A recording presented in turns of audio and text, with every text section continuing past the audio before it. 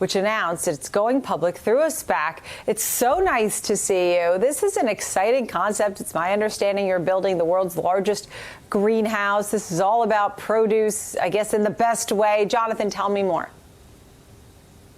Yeah, well, I'm standing in the facility. It's 2.8 million square feet. We're going to be planting plants here this year, and we'll be selling tomatoes here in a couple of months. To put that in perspective, it is twice as large as Amazon's largest distribution center. So a massive facility. My background is building some of the largest solar projects in the U.S., bringing that experience over to agriculture, now building controlled environment ag facilities here in the heart of Central Appalachia. Did you find that this is the time to grow the produce, this is the time to have a SPAC and go public? Why now?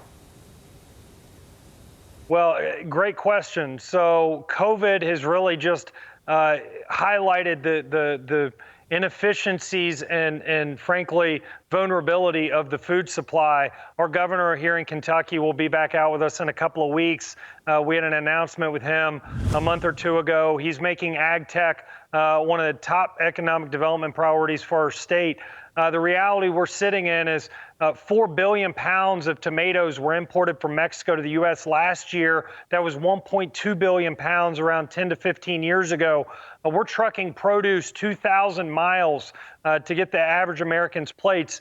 It's not going to last. It's not going to work for decades to come. Look at California. It's on fire, running out of water. That's where we grow our leafy greens here in the U.S. So the very little food production that's still happening in the U.S. is being grown in drought-stricken areas where climate disruption is not going to allow farmers to continue to grow in the coming decades. So what our investors believe, Fidelity is one of the largest investor in this round of capital, where we're raising $475 million with the PIPE and SPAC. Our investors believe that just like in our lifetime, most all power will eventually come from renewables. Most all cars will eventually run on electricity. Most all fruit and vegetable production at scale globally will have to be done indoors in a controlled environment. We don't have a choice. Use 90% less water, get 30 times more yield per acre. Don't use the harsh chemicals. So use a lot less resources to get a lot more production in a world where we have a rising middle class. The UN Security Council that visited here in Kentucky a couple of months ago told our team, their prediction is 50 to 70% more food globally is what is needed by 2050. Some are saying we would need 2 planet Earths to have enough land and water to grow that food the way we're growing it today. We're not talking about it. Investors aren't talking about it. Politicians aren't talking about it. But in this next decade, we're not going to have a choice. We've got to rebuild farming, not only in America, but around the world. Use technology, use infrastructure, and better align with nature. Yeah, I mean, I know what you're saying, especially during COVID. The pandemic really brought to light the need for having our own food right here in our own country as the borders were cut off. We had, some meat factories shut down or at a slow production rate, no doubt. We turned to plant-based foods. I know you have the Impossible Foods CFO on your board. Martha Stewart's on the board as well. So what do you plan to grow there exactly, and how are you going to make money? Yeah, well, we're going to make money through selling fruits and vegetables, and we're not going to raise prices for Americans. We'll be at some of the largest grocers, largest fast food chains. That's our product, fruit and vegetables. We're going to start out growing tomatoes, the #1 import from Mexico. But in the coming years, you'll see us growing tomatoes, cucumbers, peppers, leafy greens. We've got to bring that production indoors. We got to regionalize it all across the U.S. I was with Secretary Perdue earlier this year. Again, the USDA is trying to wrap their head around how have we shut down much of our farming in the U.S. over the last 10 to 15 years in specialty crop, and have we pushed it out of the country to import it back in? It's not going to last. We're going to bring it back in the country. We're going to put it in controlled environments. So, yeah, you mentioned those investors. Very fortunate. Board, Jeff Ubben, Martha Stewart, David Lee, the CFO of Impossible Foods. But our investor base is phenomenal. Steve Case, James Murdoch, Jim Breyer, a great group of investors and board who are going to work to change agriculture, use technology, and shift this country forward in a direction that we must go. It's not something we focus on every day, but this is exciting stuff. Last but not least, you mentioned Amazon and how you're twice as large as their largest distribution center or whatever you said.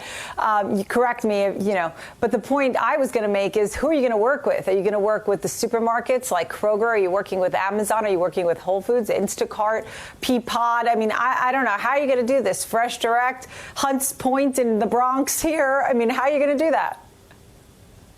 Well, we're in a situation, demand well exceeds supply. We will not be able to build and grow fast enough. We'll be at the largest grocers, some of the largest fast food chains, and so your viewers will see that later this year. But we're in a situation where the grocers feel the pressure, climate disruption, imports that have only, you see the issues getting from Mexico to the U.S. during COVID. And maybe the most important is food safety. Look at last year, we had to rip leafy greens off the store shelves because of foodborne outbreak around Thanksgiving. The grocers cannot get enough controlled environment ag supply in the U.S. Fast food chains can't get it fast enough. Your viewers are going to see this in the coming years. Again, I came from the solar industry, where 10 to 15 years ago it was a boutique industry in the U.S. We put tens of billions of dollars to work in that industry, rebuilding the energy sector. I'm standing in the heart of coal country. We're building in Central Appalachia. That's where our company's developing, where we can get to 3/4 of the U.S. in a day drive. I know many of those coal operators, and so when people ask, how quickly can agriculture shift? I ask your viewers to look at energy and see what happened, where just about every coal company went bankrupt in the last 10 to 15 years, and renewable energy took off. So it's going to happen in ag. It needs to happen. We need tens of billions of dollars flooding into American farming, utilizing technology. There hasn't been a great American revolution in agriculture since the tractor. That's pretty phenomenal, right? Like the tractor was the last thing that moved farming forward in a significant way.